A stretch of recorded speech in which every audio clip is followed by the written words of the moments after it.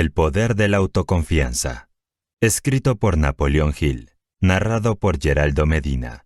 Traducción, edición y revisión del texto de Aubiblio.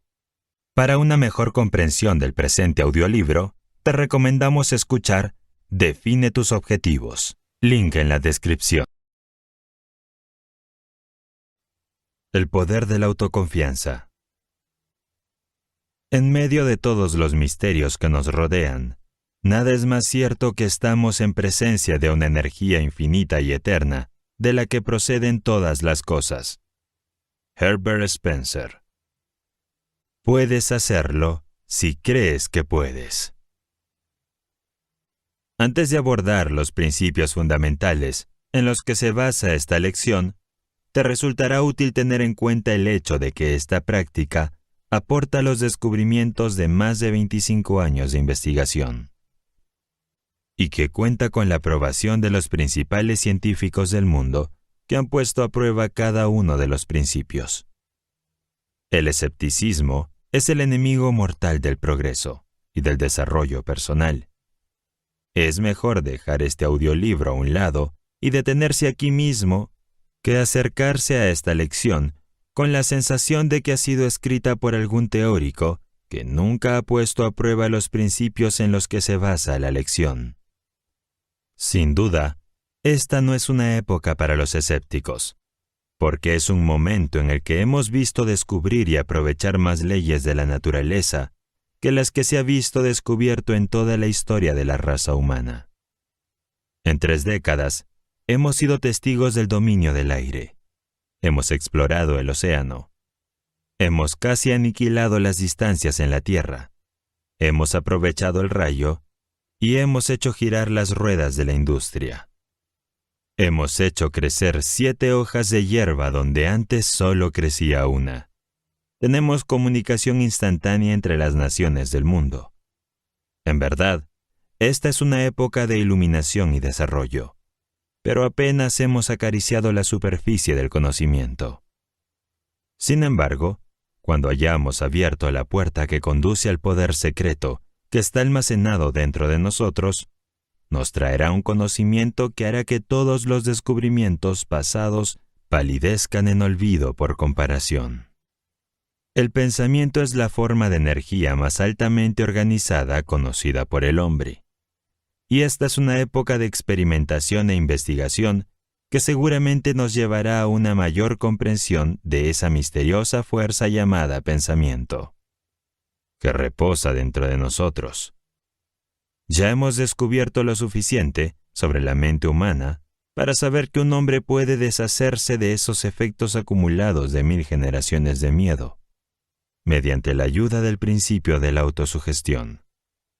Ya hemos descubierto el hecho de que el miedo es la razón principal de la pobreza, el fracaso y la miseria que adopta 1000 formas diferentes. Ya hemos descubierto el hecho de que el hombre que domina el miedo puede marchar hacia el éxito en prácticamente cualquier decisión, a pesar de todos los esfuerzos para derrotarlo. El desarrollo de la confianza en uno mismo comienza con la eliminación de ese demonio llamado miedo, que se posa sobre el hombro del hombre y le susurra al oído: no puedes hacerlo. Tienes miedo de intentarlo. Tienes miedo de la opinión pública. Tienes miedo de fracasar. Tienes miedo de no tener la capacidad. Este demonio del miedo está entrando en el cuerpo a cuerpo. La ciencia ha encontrado un arma mortal con la que ponerlo en fuga. Y esta lección sobre la confianza en uno mismo te ha traído esta arma para que la uses en tu batalla con el viejo enemigo mundial del progreso: el miedo. Los 6 miedos básicos de la humanidad. La persona es heredera de la influencia de 6 miedos básicos. Bajo estos, se pueden enumerar los miedos menores. Así que enumeran los 6 miedos básicos o mayores y se describen las fuentes de las que se cree que han surgido. Los 6 miedos básicos son: A. El miedo a la pobreza. B.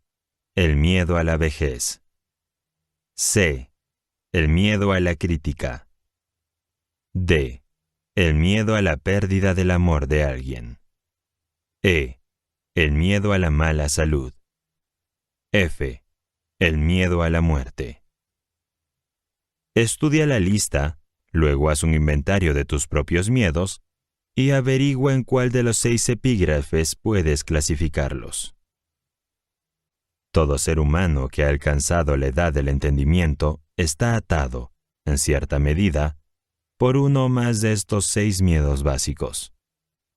Como primer paso a la eliminación de estos 6 males, examinemos las fuentes de las que los hemos heredado. Herencia física y social. Todo lo que el hombre es, tanto física como mentalmente, lo obtuvo a través de 2 formas de herencia. Una se conoce como herencia física y la otra se llama herencia social. A través de la ley de la herencia física, el hombre ha evolucionado lentamente desde la ameba, una forma animal unicelular, a través de etapas de desarrollo que corresponden a todas las formas animales conocidas ahora en esta tierra, incluyendo las que se sabe que han existido, pero que ahora están extintas. Cada generación por la que ha pasado el hombre ha añadido a su naturaleza algo de los rasgos, hábitos y apariencia física de esa generación. La herencia física del hombre, por lo tanto, es una colección heterogénea de muchos hábitos y formas físicas. Parece que hay pocas dudas, si es que hay alguna, de que aunque los 6 miedos básicos del hombre no podrían haberse heredado a través de la herencia física, estos 6 estados básicos son estados mentales de la mente y por lo tanto no son capaces de transmitirse a través de la herencia física. Es obvio que a través de la herencia física se ha proporcionado un lugar de alojamiento muy favorable para ellos. Por ejemplo, es un hecho muy conocido que todo el proceso de la evolución física se basa en la mente, la destrucción, el dolor y la crueldad. Que los elementos del suelo de la Tierra encuentran el transporte, en un ascenso a través de la evolución, basado en la muerte de una forma de vida para que otra forma más elevada pueda subsistir. Toda la vegetación vive comiendo los elementos del suelo y los elementos del aire. Todas las formas de vida animal viven comiendo alguna otra forma más débil o alguna forma de vegetación. Las células de toda la vegetación tienen un orden de inteligencia muy elevado. Las células de toda la vida animal también tienen un orden de inteligencia muy superior. Sin duda, las células animales de un pez han aprendido, por amarga experiencia, que el grupo de células animales, conocido como halcón de los peces, es muy temible. Debido al hecho de que muchas formas animales, incluyendo la mayoría de los hombres, viven comiendo a los animales más pequeños y débiles.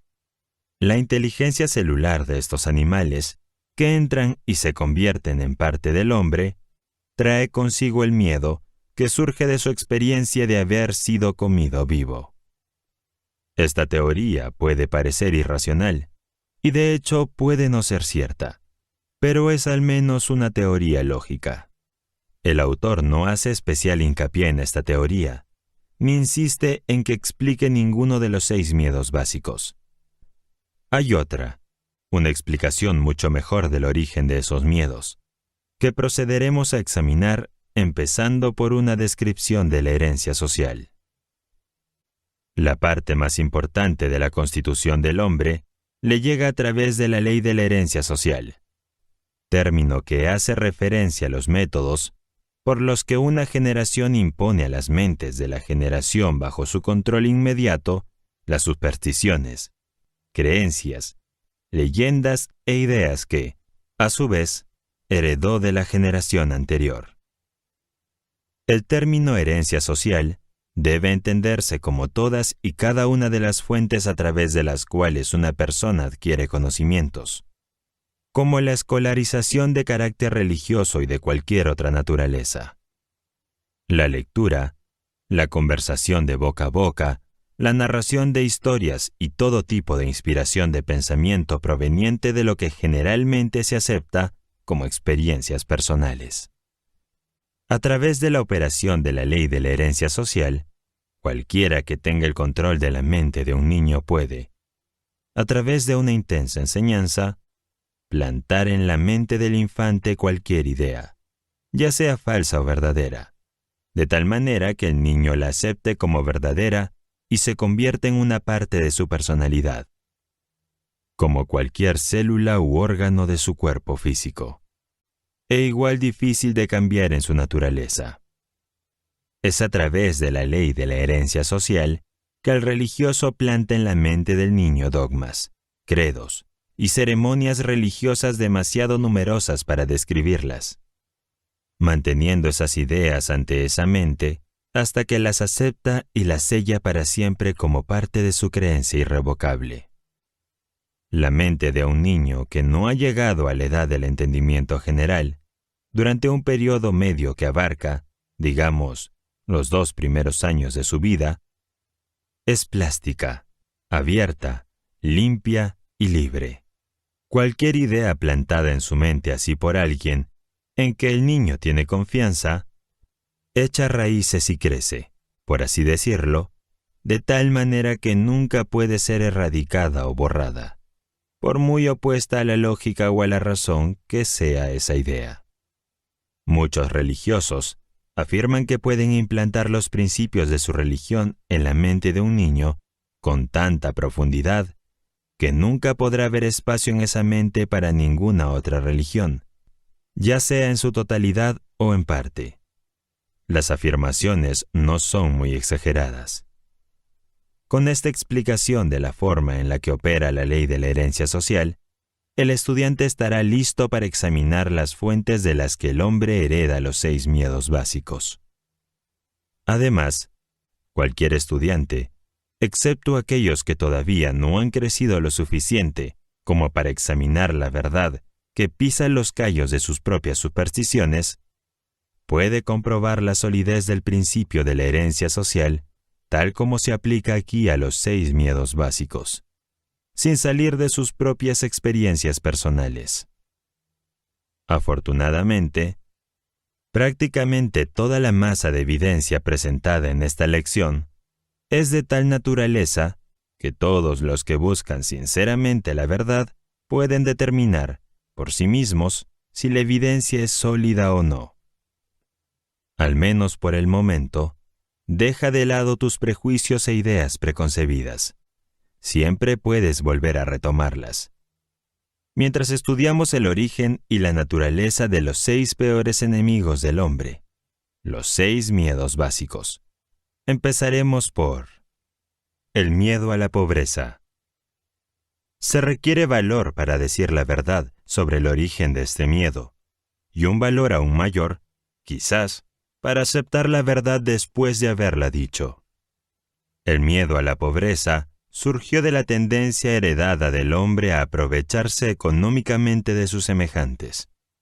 Casi todas las formas animales inferiores tienen instinto, pero parecen no tener el poder de razonar y pensar. Por lo tanto, se depredan unos a otros físicamente. El hombre, con su sentido superior de la intuición, el pensamiento y la razón, no se come a sus semejantes corporalmente. Le da más satisfacción comérselos financieramente. De todas las épocas del mundo de las que tenemos conciencia, la que vivimos parece ser la del culto al dinero. Un hombre es considerado menos que el polvo de la tierra, a menos que pueda exhibir una abultada cuenta bancaria. Nada trae al hombre tanto sufrimiento y humillación como la pobreza. No es de extrañar que el hombre la tema, a través de una larga línea de experiencias heredadas con el hombre animal. El hombre ha aprendido, con certeza, que no siempre se puede confiar en este animal cuando se trata de asuntos de dinero y otras evidencias de posesiones terrenales. Muchos matrimonios tienen su inicio, y a menudo su final, únicamente en función de la riqueza que posee una o ambas partes contratantes. No es de extrañar que los tribunales de divorcio estén ocupados. Sociedad podría escribirse correctamente como sociedad, con el símbolo de dólar reemplazando la S inicial, porque está inseparablemente asociada con ese signo. El hombre está tan ansioso de poseer riqueza que la adquiriría de cualquier manera, a través de métodos legales, si es posible, o a través de otros métodos si es necesario. El miedo a la pobreza es algo terrible. Un hombre puede cometer un asesinato, un robo, una violación y cualquier otra forma de violación de derechos de los demás, y aún así recuperar su posición elevada en la mente de sus semejantes siempre que no pierda su riqueza. La pobreza, por tanto, es un crimen, un pecado imperdonable, por así decirlo. No es de extrañar que el hombre lo tema. Todos los libros de leyes del mundo demuestran que el miedo a la pobreza es uno de los 6 miedos básicos de la humanidad, ya que en todos esos libros de leyes se puede encontrar diversas leyes destinadas a proteger a los débiles de los fuertes. Dedicar tiempo a intentar demostrar que el miedo a la pobreza es uno de los miedos heredados del hombre, o que este miedo tiene su origen en la naturaleza del hombre para engañar a sus semejantes, sería similar a intentar demostrar que 3 por 2 son 6. Evidentemente, ningún hombre temería la pobreza si tuviera algún motivo para confiar en sus semejantes, pues hay comida, refugio, vestimenta y lujos de toda índole suficiente para las necesidades de cada persona en la tierra, y todas estas bendiciones serían disfrutadas por cada persona si no fuera por el hábito que tiene el hombre de tratar de expulsar a todos los demás cerdos del comedor, incluso después de tener todo y más de lo que necesita.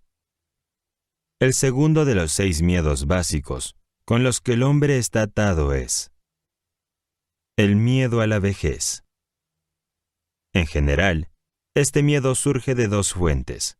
En primer lugar, la idea de que la vejez puede traer consigo la pobreza.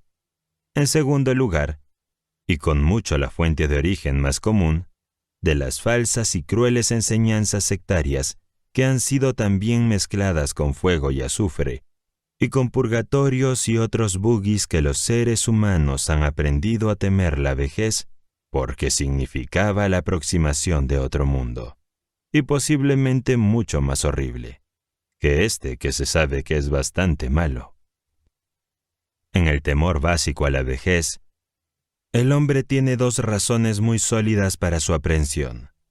Una que surge de la desconfianza a sus semejantes, que pueden apoderarse de cualquier bien mundano que posea, y la otra que surge de las terribles imágenes del mundo venidero que fueron profundamente plantadas en su mente, a través de la ley de la herencia social, mucho antes que entrara en posesión de esa mente.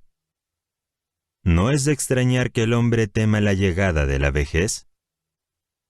El tercero de los 6 miedos básicos es el miedo a la crítica. Sería difícil, si no imposible, determinar definitivamente cómo el hombre adquirió este miedo básico, pero una cosa es segura: lo tiene en forma bien desarrollada.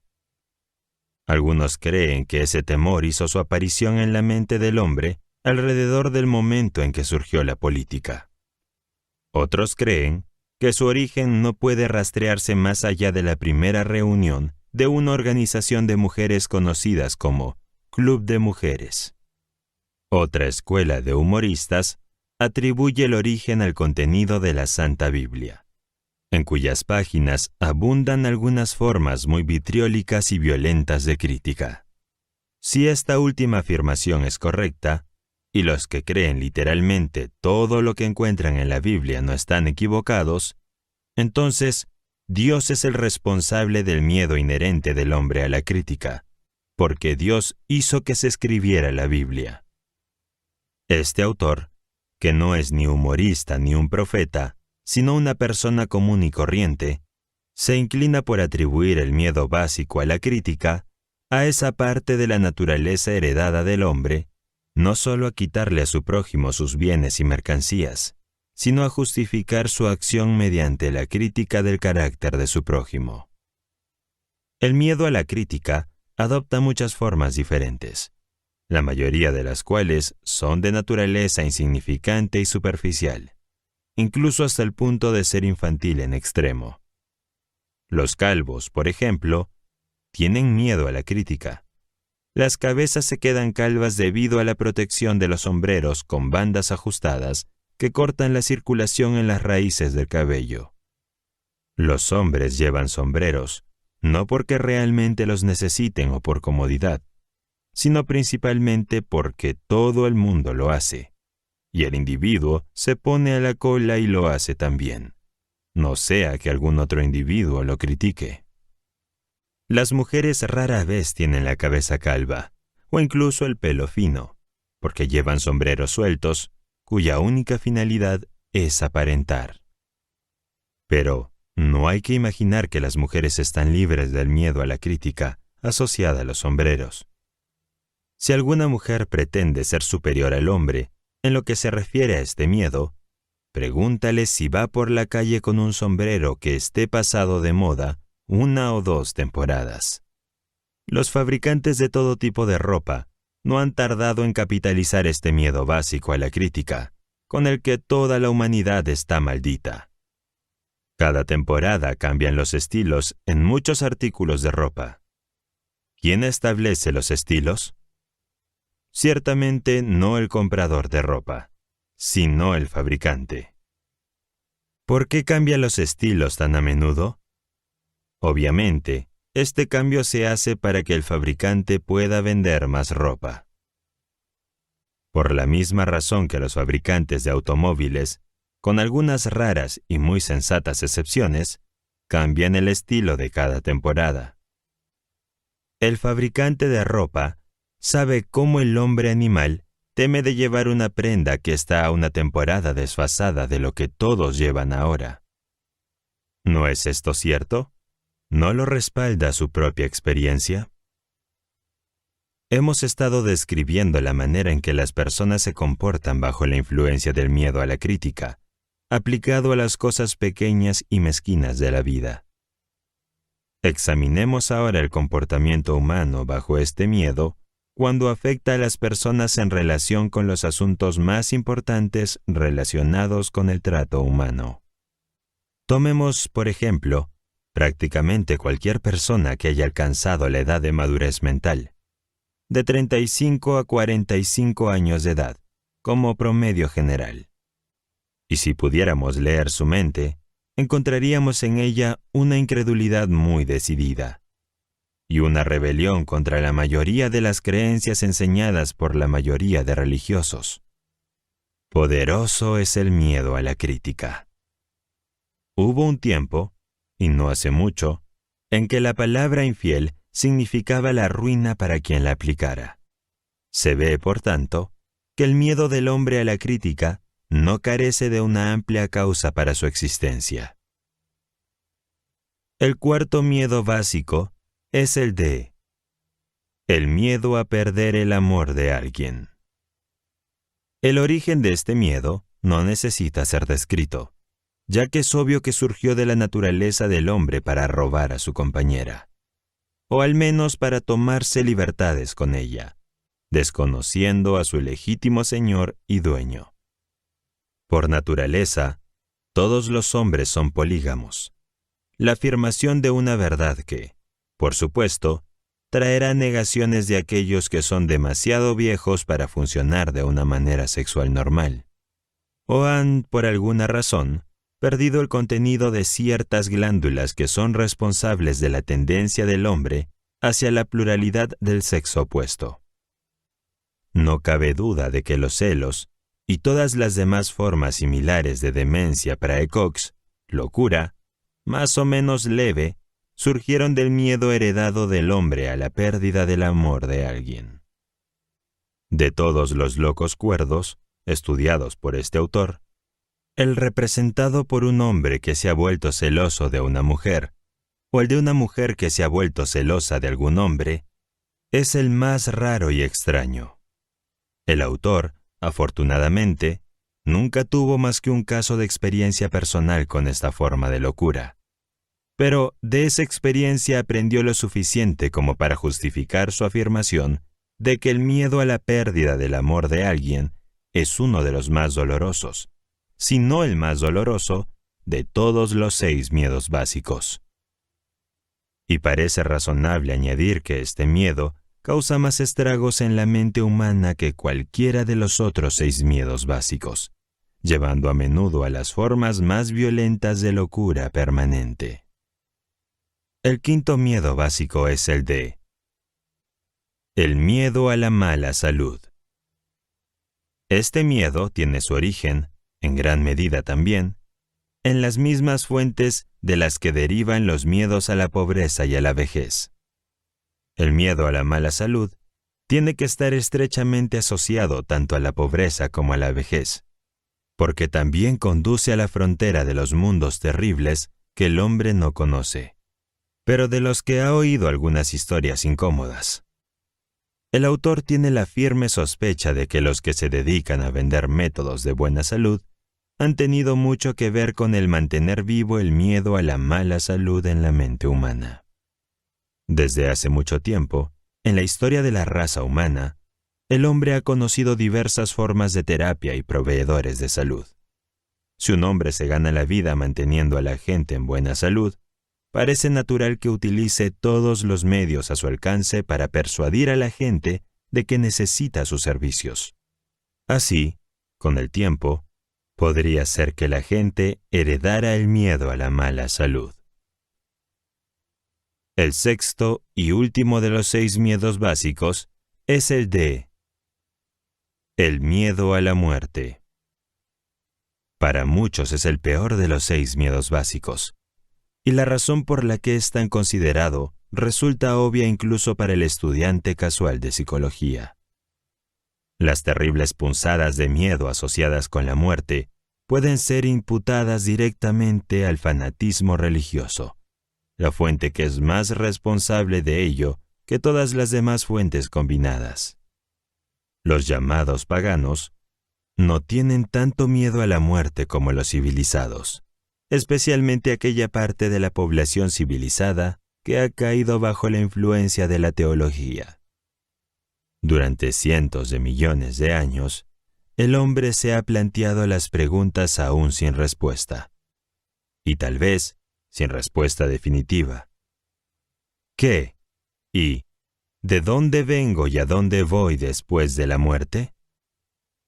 Todos los más astutos y taimados como los honestos pero crédulos de la raza no han tardado en ofrecer la respuesta a estas preguntas. De hecho, la respuesta a estas preguntas se ha convertido en una de las llamadas profesiones eruditas, a pesar de que se requiere muy poco aprendizaje para entrar en esta profesión. Testigo, ahora, de la mayor fuente de origen del miedo a la muerte. Entra en mi tienda, abraza mi fe, acepta mis dogmas y paga mi salario, y te daré un billete que te admitirá directamente en el cielo cuando mueras. Dice el líder de una forma de sectarismo. Quédense fuera de mi tienda, dice este mismo líder, e irán directamente al infierno, donde arderán durante toda la eternidad. Mientras que, en la actualidad, el autoproclamado líder puede no ser capaz de proporcionar un salvoconducto al cielo, ni, por la falta de tal provisión, permitir que el desafortunado buscador de la verdad descienda al infierno, la posibilidad de este último parece tan terrible que se apodera de la mente y crea ese miedo de los miedos, el miedo de la muerte. En verdad, ningún hombre sabe, y ningún hombre ha sabido nunca, cómo es el cielo o el infierno, o si esos lugares existen, y esta misma falta de conocimiento definitivo abre la puerta de la mente humana al charlatán para que entre y controle esa mente con sus acciones de presdigitación y diversas marcas de engaño, falsedad y fraude. La verdad es esta, que ningún hombre sabe ni nunca ha sabido de dónde nacemos o a dónde vamos al morir. Cualquier persona que afirme lo contrario, o bien se engaña a sí misma, o bien es un impostor consciente que se dedica a vivir sin prestar un servicio de valor, jugando con la credulidad de la humanidad.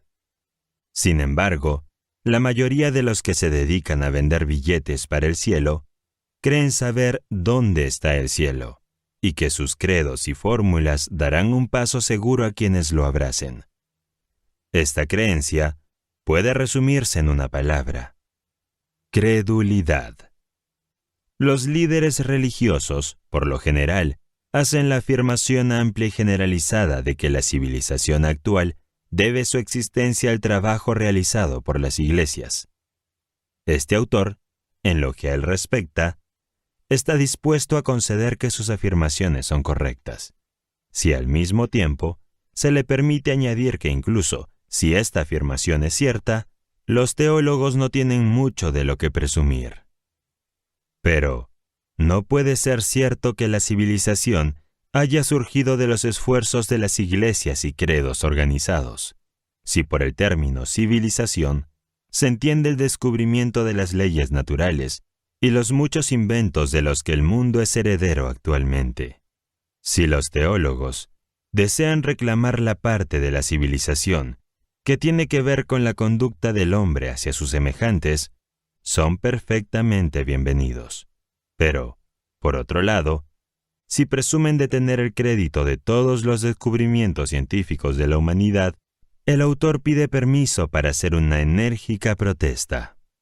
No es suficiente afirmar que la herencia social es el método a través del cual el hombre recoge todo el conocimiento que llega a través de los 5 sentidos. Es más importante afirmar cómo funcionará la herencia social, en tantas aplicaciones diferentes que permitan al estudiante una comprensión completa de esa ley.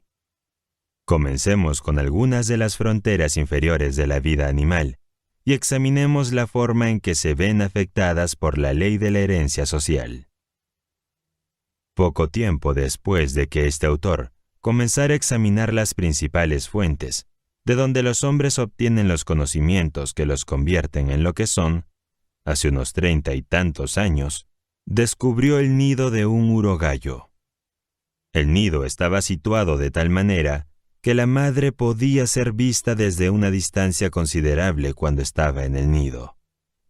Con la ayuda de un par de gafas de campo, el ave fue observada de cerca hasta que las crías salieron del cascarón.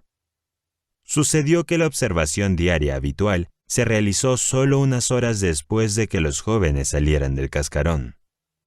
Deseando saber qué iba a pasar, el autor se acercó al nido. La madre permaneció cerca hasta que el intruso estuvo a unos 3 o 4 metros de ella. Entonces se despojó de sus plumas, estiró su ala sobre su pierna y se alejó cojeando, fingiendo estar lisiada.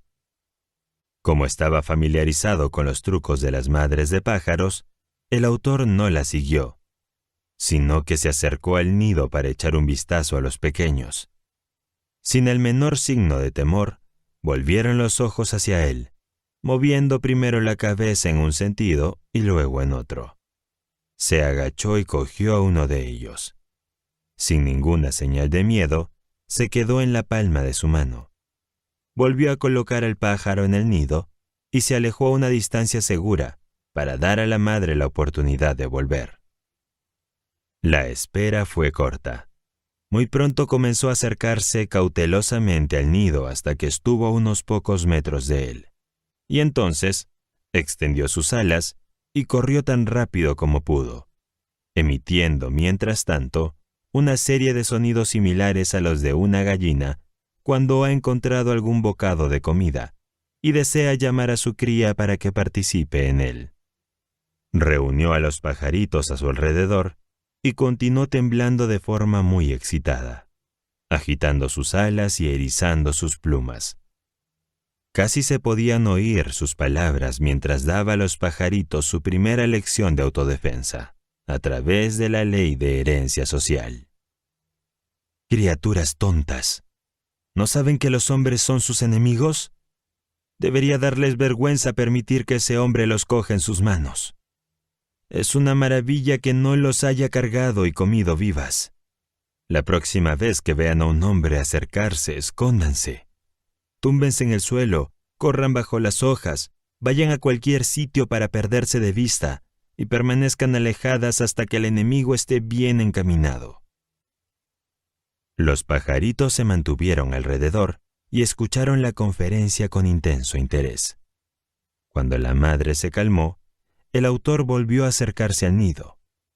Cuando se encontraba a unos 6 metros del hogar custodiado, la madre comenzó de nuevo a guiarle en la dirección contraria, arrugando el ala y cojeando como si estuviera lisiada. Miró al nido, pero la mirada fue en vano. Los pajaritos no aparecían por ninguna parte. Habían aprendido rápidamente a evitar a su enemigo natural, gracias a su instinto natural. Una vez más, el autor se retiró. Esperó a que la madre volviera a reunir a su familia y salió a visitarlos, pero con resultados similares. Cuando se acercó al lugar donde había visto por última vez a la madre, no encontró el más mínimo rastro de los pequeños. Cuando era pequeño, el autor capturó un cuervo joven y lo convirtió en su mascota. El pájaro se adaptó bien a su entorno doméstico y aprendió a realizar muchos trucos que requerían una inteligencia considerable. Cuando el pájaro creció lo suficiente como para volar, se le permitió ir a donde quisiera. A veces se ausentaba durante muchas horas, pero siempre regresaba a casa antes del anochecer. Un día unos cuervos salvajes se enzarzaron en una pelea con un búho en un campo cercano a la casa donde vivía el cuervo mascota. En cuanto la mascota oyó el granizado de sus parientes salvajes, se subió a la casa y, con signos de agitación, caminó de un extremo a otro de la casa. Finalmente levantó el vuelo y se dirigió a la batalla. El autor lo siguió para ver qué pasaba. En pocos minutos, se encontró con la mascota. Estaba sentada en las ramas más bajas de un árbol, y 2 cuervos salvajes estaban sentados en una rama justo encima, parloteando y caminando de un lado a otro, actuando de forma muy parecida a cómo se comportan los padres enfadados con sus hijos cuando los castigan. Cuando el autor se acercó, los 2 cuervos salvajes salieron volando, uno de ellos dando varias vueltas alrededor del árbol, mientras dejaba escapar un terrible flujo de lenguaje de lo más abusivo, que, sin duda, iba dirigido a su insensato pariente que no tenía el suficiente sentido común para volar mientras el vuelo era bueno. Se llamó a la mascota, pero ésta no le hizo caso. Esa noche volvió a casa, pero no se acercó a ella. Se sentó en una rama alta en un manzano y habló el lenguaje de cuervo durante unos 10 minutos, diciendo sin duda que había decidido volver a la vida salvaje de sus congéneres. Y luego se fue volando, y no volvió hasta 2 días después, cuando regresó y volvió a hablar en lenguaje de cuervo, manteniéndose mientras tanto a una distancia segura. Luego se fue y no volvió. La herencia social le había robado al autor una buena mascota. La gente pensaba que había demostrado un gran gesto al volver y avisar de su intención de marcharse. Muchos granjeros habían dejado la granja sin tomarse la molestia de esta formalidad.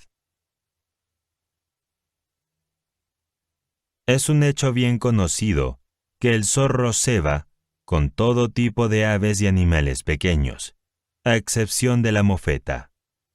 No es necesario explicar por qué el zorrillo goza de inmunidad. Un zorro puede enfrentarse a una mofeta una vez, pero nunca 2. Por esta razón, una piel de zorrillo, cuando se clava en un gallinero, mantendrá a todos los zorros, excepto al más joven e inexperto, a una distancia segura. El olor de una mofeta, una vez experimentado, nunca se olvida. Ningún otro olor se le parece ni remotamente. No consta que ninguna madre de zorro haya enseñado a sus crías a detectar el olor familiar de una mofeta y a mantenerse alejadas de él. Pero todos los que están informados sobre la sabiduría del zorro saben que los zorros y las mofetas nunca buscan alojamiento en la misma cueva. Pero una lección es suficiente para enseñar al zorro todo lo que quiere saber sobre las mofetas.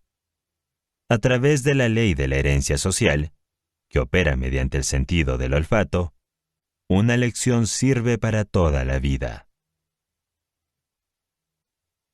Una rana toro puede ser atrapada en un anzuelo atando un pequeño trozo de tela roja o cualquier otro objeto rojo pequeño al anzuelo y colgándolo delante de la nariz de la rana. Es decir, la rana puede ser atrapada de esta manera, siempre y cuando sea enganchada la primera vez que muerda el cebo. Pero si está mal enganchado y hace una escapada, o si siente la punta del anzuelo cuando muerde el cebo pero no es atrapado, no volverá a cometer el mismo error. El autor pasó muchas horas intentando enganchar a un espécimen particularmente deseable que había picado y fallado, antes de aprender que una sola lección de herencia social es suficiente para enseñar incluso a una humilde corvina que los trozos de franela roja son cosas que hay que dejar en paz. El autor tuvo una vez un excelente perro macho de la raza Airedale, que causaba muchas molestias por su costumbre de llegar a casa con un pollo joven en la boca. En cada ocasión, se le quitaba el pollo y se le reprendía, pero era inútil. Seguía con su afición a las aves. Con el fin de salvar al perro, si era posible, y como experimento de herencia social, este perro fue llevado a la granja de un vecino que tenía una gallina y algunos pollos recién nacidos. La gallina fue colocada en el granero y el perro fue entregado con ella. En cuanto todos se perdieron de vista, el perro se acercó lentamente a la gallina, olfateó el aire en su dirección 1 o 2 veces, para asegurarse de que era el tipo de carne que buscaba, y luego se lanzó hacia ella. Mientras tanto, la gallina estaba haciendo un reconocimiento por su cuenta, ya que se encontró con el perro a más de la mitad del camino. Además, se encontró con él con una sorpresa de alas y garras que nunca antes había experimentado. La primera ronda fue claramente de la gallina, pero un buen pájaro gordo, calculó el perro, no iba a escurrirse entre sus patas tan fácilmente. Por lo tanto, retrocedió una corta distancia y volvió a cargar. Esta vez la gallina se lanzó sobre su espalda, le clavó las garras en la piel e hizo un uso eficaz de su afilado pico. El perro se retiró a su esquina, con la apariencia de estar esperando que alguien tocara la campana y suspendiera la pelea hasta que se orientara. Pero la gallina no tenía tiempo para deliberar. Tenía a su adversario en fuga y demostró que conocía el valor de la ofensiva al mantenerlo en fuga. Casi se podían entender sus palabras, mientras azotaba al pobre Airedale de una esquina a otra, manteniendo una serie de sonidos rápidos que parecían las reprimendas de una madre enfadada, a la que se le había pedido que defendiera su vástago de un ataque de chicos mayores. El Airedale era un pobre soldado. Después de correr por el granero de esquina a esquina durante unos 2 minutos, se tendió en el suelo tan plano como pudo e hizo todo lo posible por protegerse los ojos con las patas. La gallina parecía hacer un intento especial en picotear sus ojos. El dueño de la gallina intervino entonces y la recuperó, o, para ser más exactos, recuperó al perro, lo que no pareció contar con la desaprobación de la perra.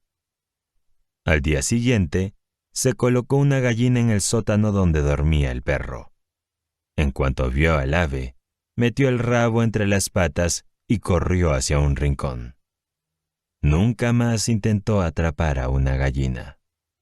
Una lección de herencia social a través del sentido del tacto fue suficiente para enseñarle que, si bien la persecución de pollos puede ofrecer cierta diversión, también está plagada de muchos peligros.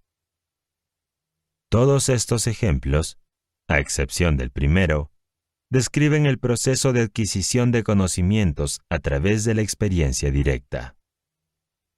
Obsérvese la marcada diferencia entre los conocimientos adquiridos por experiencia directa y los que se adquieren mediante el adiestramiento de las crías por parte de los mayores, como en el caso del urogallo y sus crías. Las lecciones más impresionantes son las que aprenden los jóvenes de los viejos, a través de métodos de enseñanzas muy coloreados o emocionados. Cuando la madre urogallo despliega sus alas, eriza sus plumas, se agita como un hombre que sufre de parálisis y parlotea a sus crías de manera muy excitada. Les planta el miedo al hombre en sus corazones de una manera que nunca van a olvidar. El término herencia social, tal como se utiliza en la relación con esta lección, se refiere en particular a todos los métodos a través de los cuales se enseña a un niño cualquier idea, dogma, credo, religión o sistema de conducta ética, por parte de sus padres o de aquellos que pueden tener autoridad sobre él, antes de alcanzar la edad en la que se puede razonar y reflexionar sobre dicha enseñanza a su manera. Estimando la edad de dicho poder de razonamiento en, digamos, 7 a 12 años. Hay muchas formas de miedo, pero ninguna es más mortífera que el miedo a la pobreza y a la vejez. Manejamos nuestros cuerpos como si fuéramos esclavos, porque tenemos tanto miedo a la pobreza que deseamos acumular dinero para la vejez. De esta forma común de miedo nos impulsa tanto que sobrecargamos nuestro cuerpo y provocamos lo mismo que estamos luchando por evitar. Qué tragedia es ver a un hombre conducirse a sí mismo cuando comienza a llegar a lo largo del puesto de 40 años de la vida, la edad en la que apenas comienza a madurar mentalmente. A los 40 años, un hombre está ingresando en la edad en la que es capaz de ver y comprender y asimilar la escritura de la naturaleza, tal como aparece en los bosques y en los arroyos que fluyen, y en los rostros de los hombres y de los niños pequeños. Y, sin embargo, este miedo al diablo lo impulsa con tanta fuerza que se ciega y se pierde en el enredo de un laberinto de deseos conflictivos. El principio del esfuerzo organizado se pierde de vista, y en lugar de aferrarse a las fuerzas de la naturaleza que están en evidencia a su alrededor, y permitir que esas fuerzas lo lleven a las alturas de grandes logros, las desafía y se convierten en fuerzas de destrucción. Tal vez ninguna de estas grandes fuerzas de la naturaleza esté más disponible para el desenvolvimiento del hombre que el principio de la autosugestión. Pero la ignorancia de esta fuerza está llevando a la mayoría de la raza humana a aplicarla de manera que actúe como un obstáculo y no como una ayuda. Enumeramos aquí los hechos que muestran cómo se produce esta mala aplicación de una gran fuerza de la naturaleza. He aquí un hombre que se encuentra con alguna decepción. Un amigo resulta ser falso o un vecino parece indiferente. A continuación, decide, a través de la autosugestión, que todos los hombres son indignos de confianza y que todos los vecinos son poco agradecidos. Estos pensamientos se incrustan tan profundamente en su mente subconsciente que colorean toda su actitud hacia los demás. Volvamos ahora a lo dicho en la segunda lección, sobre los pensamientos dominantes de la mente de un hombre que atraen a las personas cuyos pensamientos son similares. Aplica la ley de la atracción y pronto verás y comprenderás por qué el incrédulo atrae a otros incrédulos. Invierte el principio.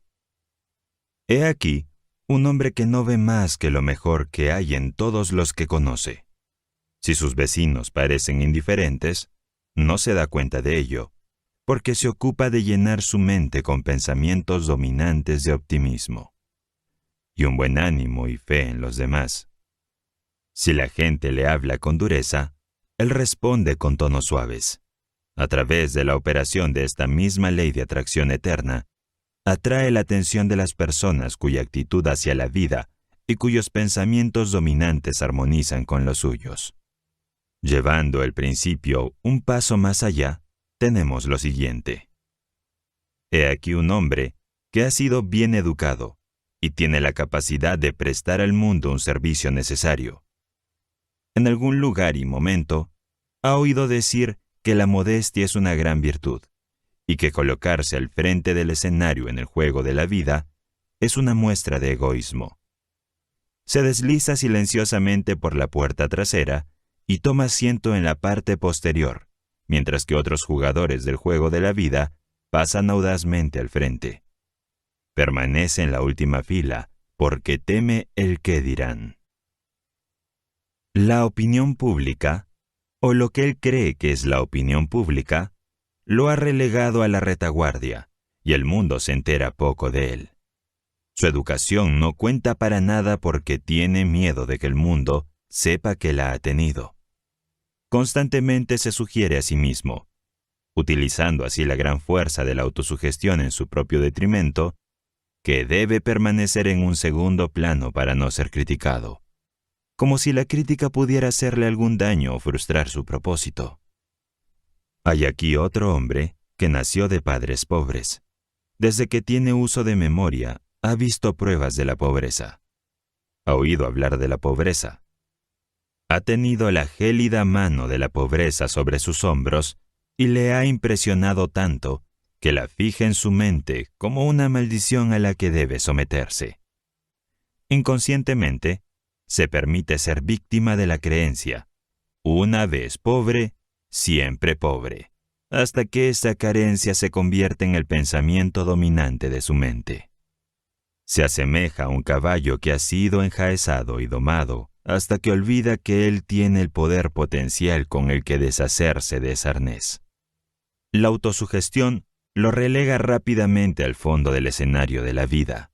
Finalmente, se convierte en un renunciante. La ambición desaparece. La oportunidad ya no se le presenta. O si lo hace, no tiene la visión para verla. Ha aceptado su destino.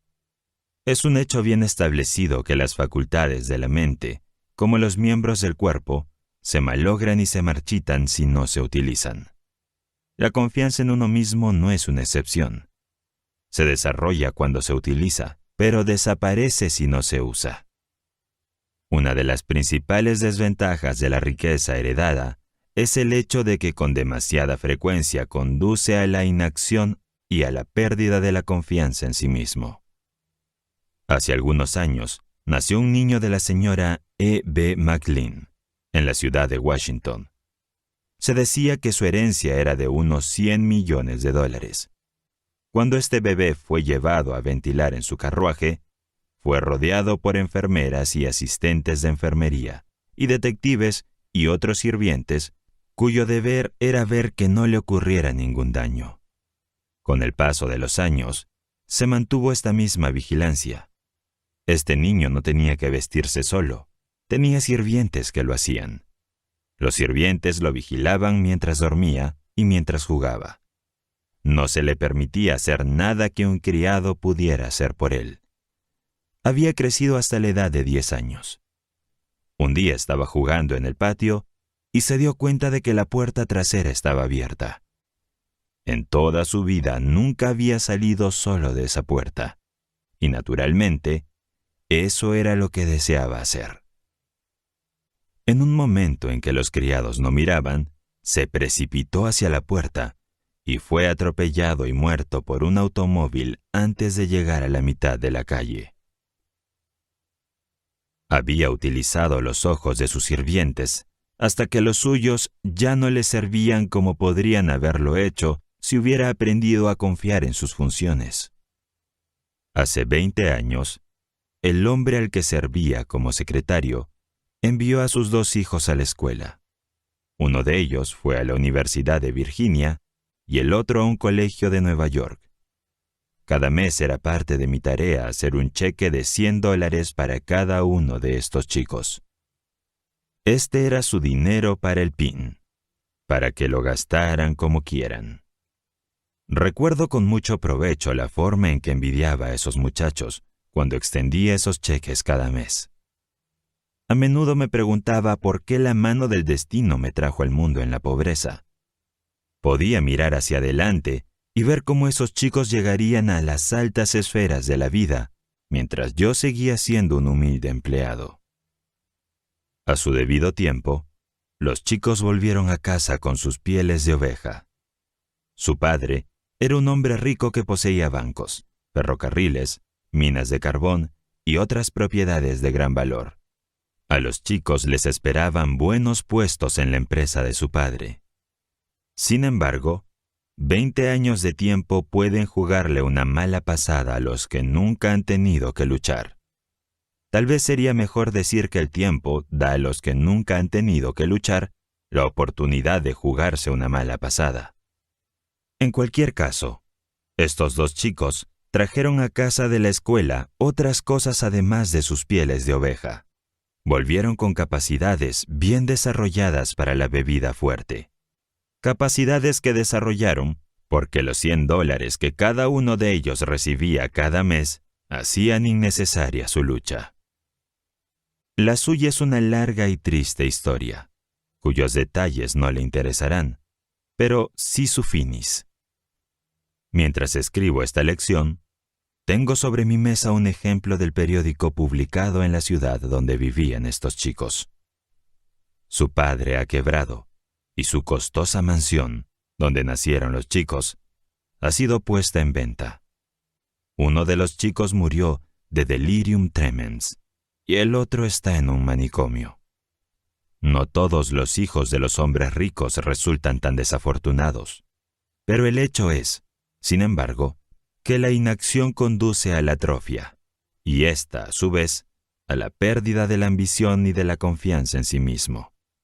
Y sin estas cualidades esenciales, un hombre será llevado por la vida en las alas de la incertidumbre, al igual que una hoja seca puede ser llevada aquí y allá en el seno de los vientos vagabundos. Lejos de ser una desventaja, la lucha es una ventaja decisiva, porque desarrolla aquellas cualidades que permanecerían siempre dormidas sin ella. Muchos hombres han encontrado su lugar en el mundo porque se han visto obligados a luchar por su existencia desde muy temprano. El desconocimiento de las ventajas que se derivan de la lucha ha llevado a muchos padres a decir: «Yo tuve que trabajar duro cuando era joven, pero me encargué de que mis hijos lo tengan fácil». Pobres criaturas insensatas. Una época fácil suele convertirse en una desventaja mayor de la que el joven medio puede sobrevivir. Hay cosas peores en este mundo que verse obligado a trabajar en los primeros años de vida. La ociosidad forzada es mucho peor que el trabajo forzado. Ser forzado a trabajar o forzado a hacer lo mejor posible engendrará la templanza, el autocontrol, la fuerza de voluntad, el contenido y otras 100 virtudes que el ocioso nunca conocerá. La falta de necesidad de lucha no solo conduce a la debilidad de la ambición y la fuerza de voluntad, sino que, lo que es aún más peligroso, establece en la mente de una persona un estado de letargo que conduce a la pérdida de la confianza en sí mismo. La persona que ha dejado de luchar debido a que el esfuerzo ya no es necesario, está aplicando literalmente el principio de la autosugestión al socavar su propio poder de autoconfianza. Tal persona finalmente caerá en un estado de ánimo en el que realmente mirará con más o menos desprecio a la persona que se ve obligada a seguir adelante. La mente humana, si se me permite la repetición, puede compararse con una batería eléctrica. Puede ser positiva o negativa. La confianza en uno mismo es la cualidad con que la mente se recarga y se vuelve positiva. Apliquemos este razonamiento a las ventas y veamos qué papel juega la confianza en uno mismo en este gran campo de trabajo. Uno de los mejores vendedores que ha visto este país fue una vez un empleado de una oficina de periódicos. Merecerá la pena analizar el método con el que se ganó el título de principal vendedor del mundo. Era un joven tímido con un carácter más o menos retraído. Era uno de los que creen que es mejor colarse por la puerta de atrás y sentarse en la parte posterior del escenario de la vida. Una noche, escuchó una conferencia sobre el tema de esta lección, la autoconfianza, y esa conferencia le impresionó tanto que salió de la sala de conferencias con la firme determinación de escapar del atolladero en que se había metido. Se dirigió al director de negocios del periódico y pidió un puesto como solicitante de publicidad, y se le puso a trabajar a comisión. Todo el mundo en la oficina esperaba verlo fracasar, ya que este tipo de ventas requiere el tipo más positivo en la capacidad de venta. Se dirigió a su habitación e hizo una lista de cierto tipo de comerciantes a los que pretendía llamar. Uno se pensaría que naturalmente habría hecho su lista con los nombres de aquellos a los que creía que podía vender con el menor esfuerzo, pero no hizo nada de eso.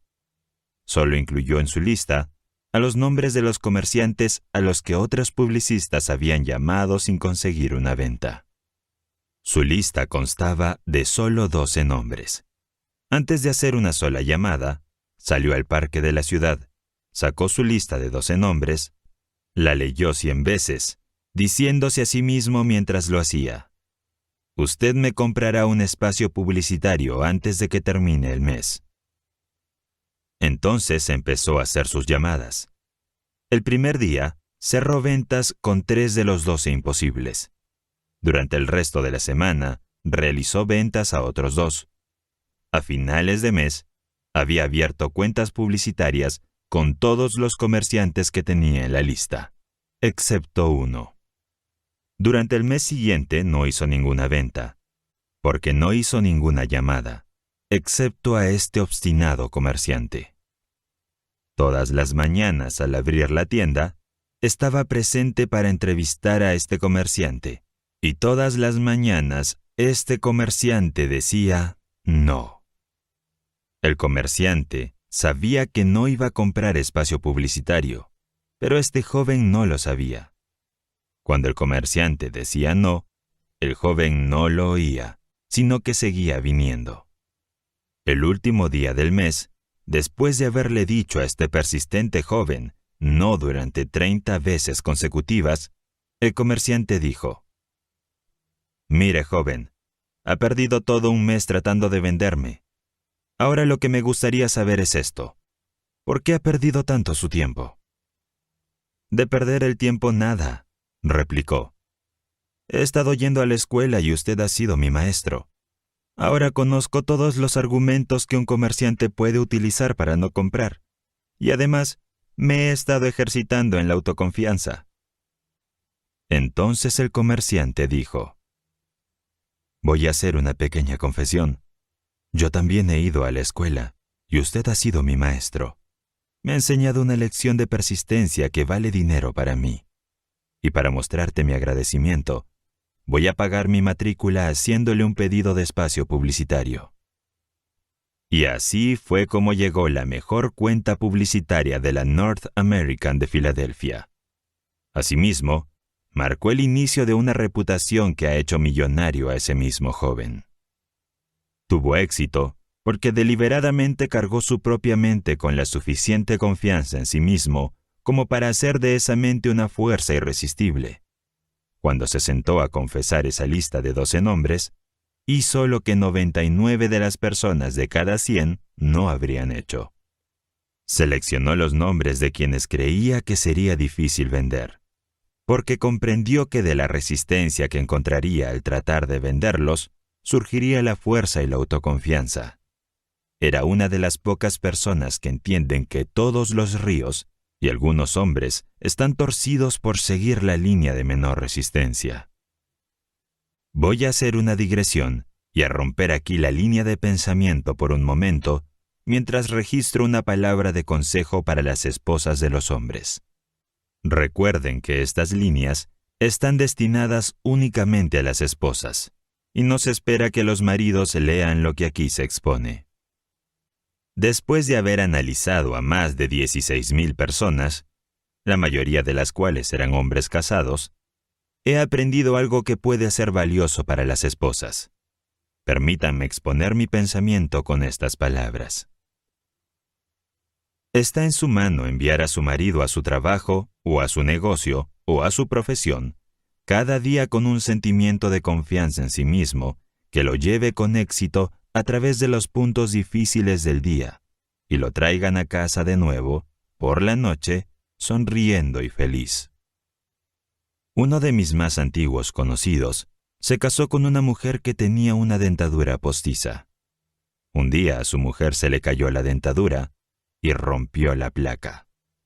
El marido recogió los trozos y comenzó a examinarlos. Mostró tanto interés por ello que su mujer le dijo: «Podrías hacer una dentadura como esa si te decidieras a hacerlo». Este hombre era un agricultor cuyas ambiciones nunca le habían llevado más allá de los límites de su pequeña granja hasta que su mujer hizo ese comentario. Se acercó a él, le puso la mano en el hombro y le animó a probar la odontología. Finalmente lo convenció para que empezara, y en la actualidad es uno de los dentistas más prominentes y exitosos del estado de Virginia. Lo conozco bien, porque ese hombre es mi padre. Nadie puede predecir las posibilidades del logro disponibles para el hombre cuya esposa está a su espalda y lo motiva a realizar esfuerzos más grandes y mejores, porque es un hecho bien conocido que una mujer puede despertar a un hombre para que realice hazañas casi sobrehumanas. Es tu derecho y tu deber alentar a tu marido e instarlo a que se dedique a tareas valiosas hasta que encuentre su lugar en el mundo. Usted puede inducirlo a esforzarse más que cualquier otra persona. Hágale creer que nada, dentro de lo razonable, está más allá de su poder de logro, y habrá prestado un servicio que le ayudará mucho a ganar la batalla de la vida. Uno de los hombres con más éxito en su línea en América da todo el crédito de su éxito a su esposa. Cuando se casaron, ella escribió un credo que le firmó y colocó sobre su escritorio. Esta es una copia del credo. Creo en mí mismo.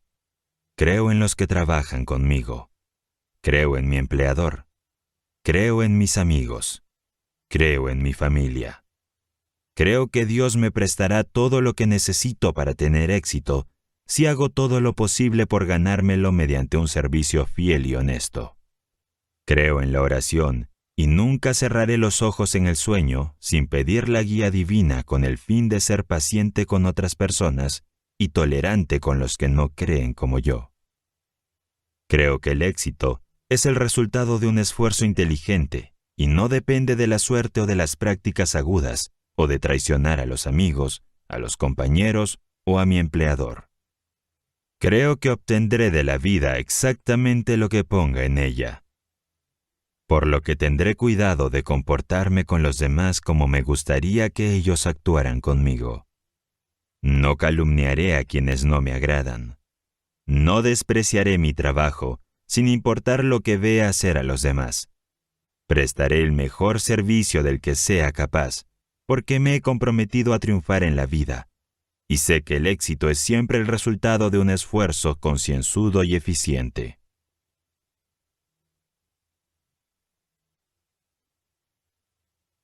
Y el esposo firmó este credo. La mujer que escribió este credo era una psicóloga prácticamente de primer orden.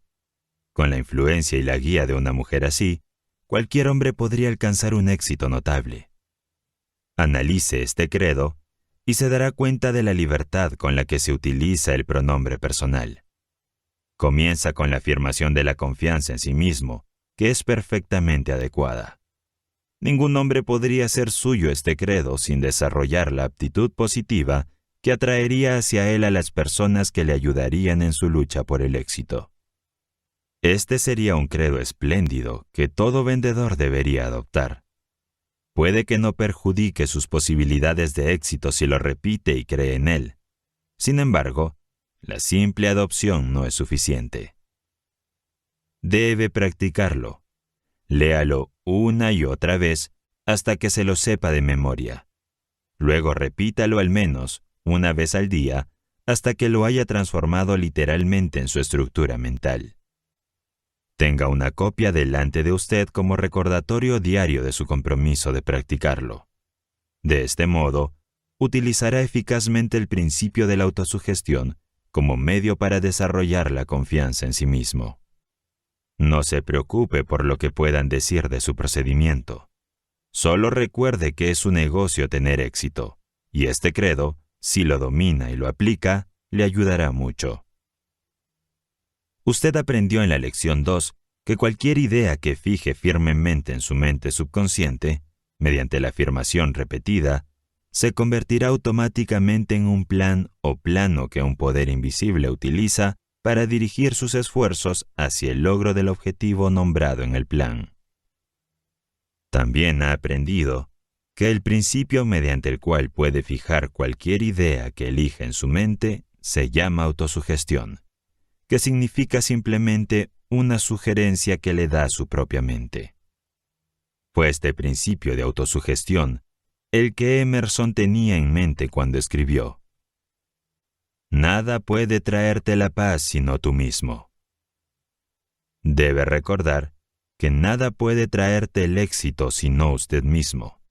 Por supuesto, necesitará la cooperación de los demás si pretende alcanzar un éxito de gran alcance, pero nunca obtendrá esta cooperación a menos que vitalice su mente con la actitud positiva de la confianza en usted mismo. Tal vez se haya preguntado por qué unos pocos hombres avanzan a puestos altamente remunerados, mientras que otros a su alrededor, que tienen tanta formación y que aparentemente realizan tanto trabajo, no avanzan. Seleccione 2 personas de estos 2 tipos y estúdielas, y la razón por la que una avanza y la otra se queda quieta le resultará bastante obvia. Verá que el que avanza cree en sí mismo. Se dará cuenta de que respalda esta creencia con una acción tan dinámica y agresiva que hace saber a los demás que cree en sí mismo. También notará que esta confianza en sí mismo es contagiosa, es impelente, es persuasiva, atrae a los demás. También percibirá que el que no avanza muestra claramente, por la mirada de su rostro, por la postura de su cuerpo, por la inseguridad con la que habla, que carece de toda autoconfianza. Nadie va a prestar mucha atención a la persona que no tiene confianza en sí misma. No atrae a los demás porque su mente es una fuerza negativa que repele en lugar de atraer. En ningún otro campo de la actividad, la autoconfianza o la falta de ella desempeña un papel tan importante como el campo de la venta. Y no hace falta ser analista del carácter para determinar, en el momento en que se le conoce, si un vendedor posee esta cualidad de autoconfianza. Si la tiene, los signos de su influencia están escritos en él. Le inspira confianza en él y en los productos que vende desde el momento en que habla. Llegamos ahora al punto en el que usted está listo para tomar el principio de la autosugestión y hacer uso directo de él para convertirse en una persona positiva, dinámica y autosuficiente. Se le pide que copie la siguiente fórmula y la firme y la memorice. La fórmula de la autoconfianza. Primero, sé que tengo la capacidad de alcanzar el objetivo de mi propósito definido, por lo que me exijo una acción persistente, decisiva y continua hacia su consecución. Segundo, me doy cuenta de que los pensamientos dominantes de mi mente eventualmente se reproducen en la acción exterior, corporal, y gradualmente se transforman en la realidad física. Por lo tanto, concentraré mi mente durante 30 minutos diarios en la tarea de pensar en la persona que pretendo ser, creando una imagen mental de esta persona y luego transformando esa imagen en la realidad a través del servicio práctico. Tercero, sé que, a través del principio de la autosugestión, cualquier deseo que sostenga persistentemente en mi mente buscará eventualmente su expresión a través de algún medio práctico para realizarlo. Por lo tanto, dedicaré 10 minutos diarios a exigir de mí mismo el desarrollo de los factores nombrados en las 16 lecciones de este curso de lectura sobre la ley del éxito. Cuarto, he trazado y escrito claramente una descripción de mi propósito definido en la vida para los próximos 5 años. He fijado un precio a mis servicios para cada uno de estos 5 años. Un precio que pretendo ganar y recibir, mediante la aplicación estricta del principio de servicio eficiente y satisfactorio que prestaré por adelantado. Quinto, me doy cuenta de que ninguna riqueza o posición puede durar mucho tiempo si no se construye sobre la verdad y la justicia.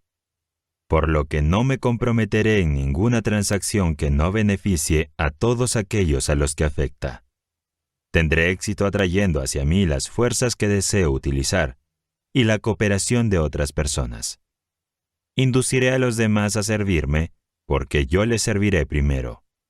Eliminaré el odio, la envidia, los celos, el egoísmo y el cinismo, desarrollando el amor por toda la humanidad.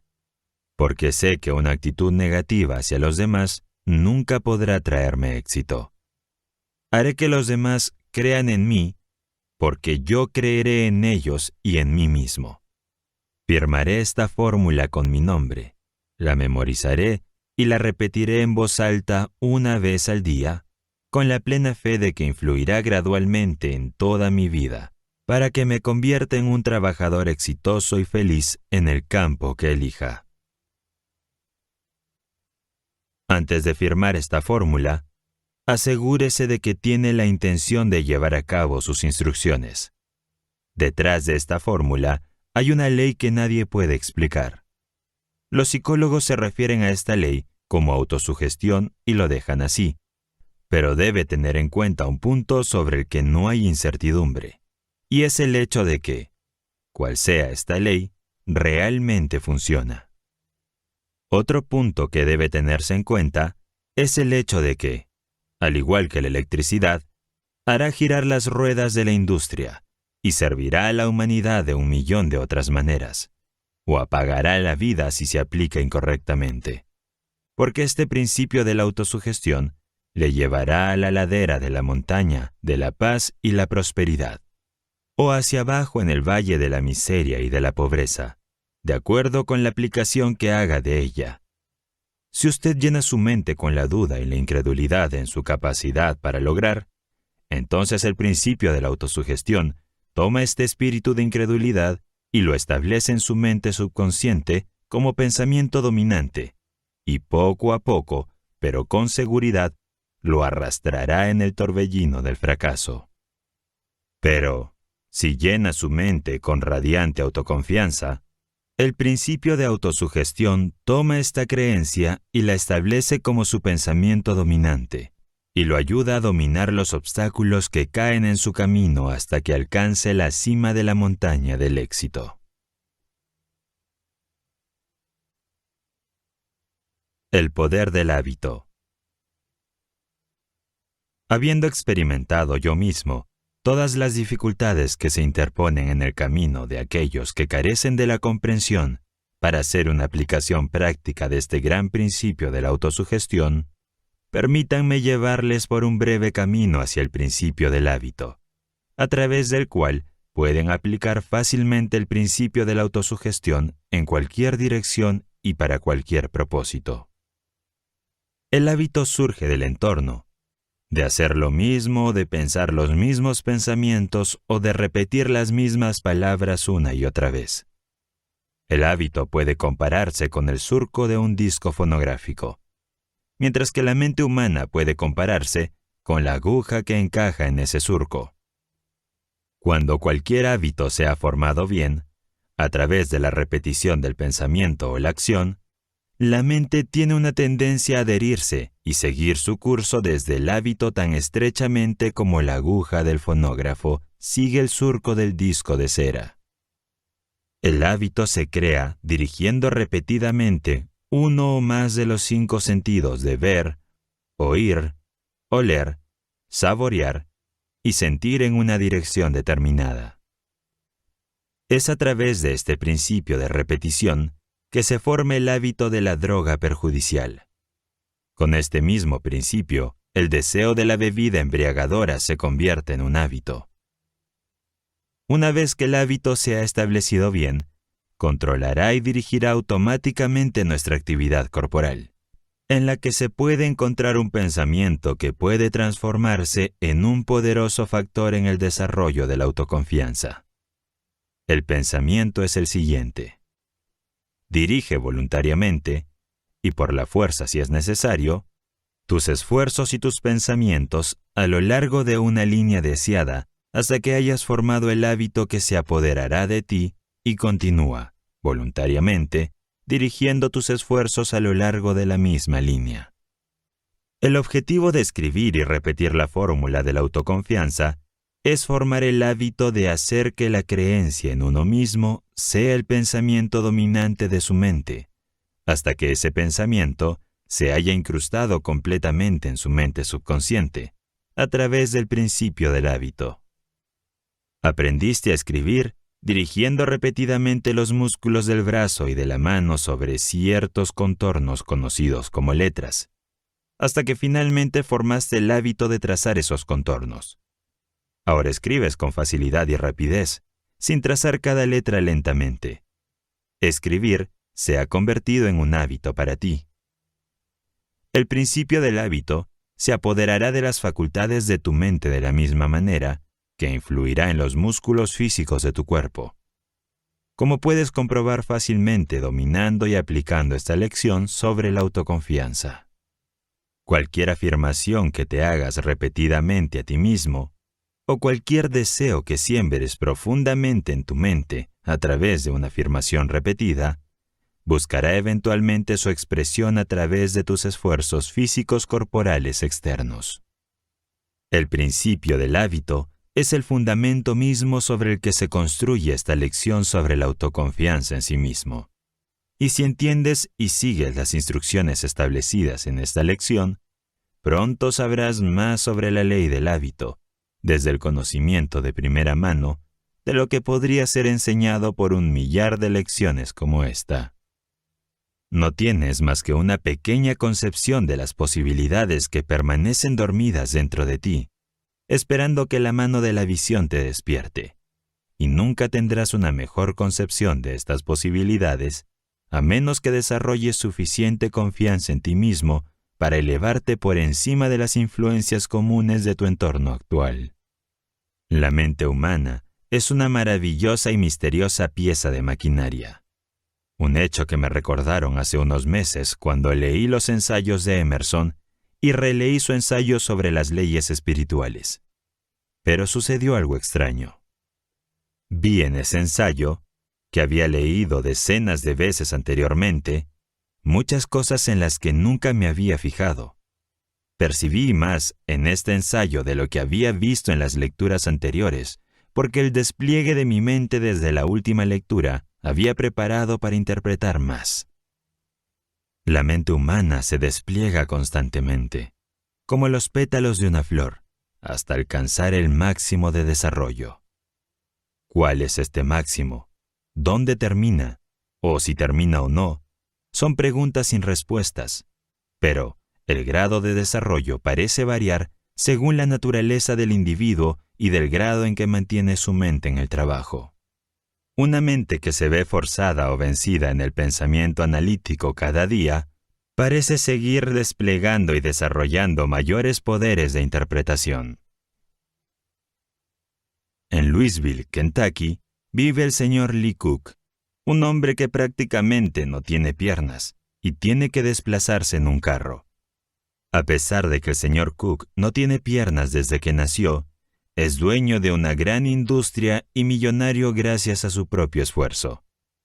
Ha demostrado que un hombre puede arreglárselas muy bien sin piernas si tiene una confianza en sí mismo bien desarrollada. En la ciudad de Nueva York se puede ver a un joven fuerte, con cuerpo y cabeza, sin piernas, rodando por la Quinta Avenida todas las tardes, con la gorra en la mano, pidiendo limosna para vivir. Su cabeza es quizá tan sana y capaz de pensar como el promedio. Este joven podría duplicar cualquier cosa que el señor Cook de Louisville haya hecho, si pensara en sí mismo como el señor Cook piensa en sí mismo. Henry Ford posee más millones de dólares de los que jamás necesitará o utilizará. No hace muchos años, trabajaba como obrero en un taller mecánico, sin apenas estudios y sin capital. Decenas de otros hombres, algunos de ellos con cerebros mejor organizados que el suyo, trabajaban cerca de él.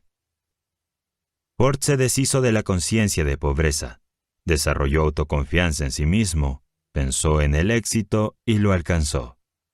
Los que trabajaban a su alrededor podrían haberlo hecho igual de bien si hubieran pensado como él. Milo C. Jones, de Wisconsin, sufrió una parálisis hace unos años. El ataque fue tan grave que no podía girarse en la cama ni mover un músculo de su cuerpo. Su cuerpo físico estaba inutilizado, pero a su cerebro no le pasaba nada.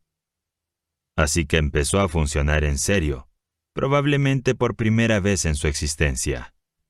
Tumbado de espaldas en la cama, el señor Jones hizo que ese cerebro creara un propósito definido. Ese fin era bastante prosaico y humilde en su naturaleza, pero era definido y era un propósito, algo que él nunca había conocido antes. Su propósito definitivo era hacer salchichas de cerdo. Llamando a su familia a su alrededor, contó sus planes y comenzó a dirigirlos para llevarlos a cabo. Sin más ayuda que una mente sana y mucha confianza en sí mismo, Milo C. Jones extendió el nombre y la reputación de la salchicha de cerdo por todos los Estados Unidos. Y además acumuló una fortuna. Todo esto lo logró después de que la parálisis le impidiera trabajar con sus manos. Donde prevalece el pensamiento, se puede encontrar el poder.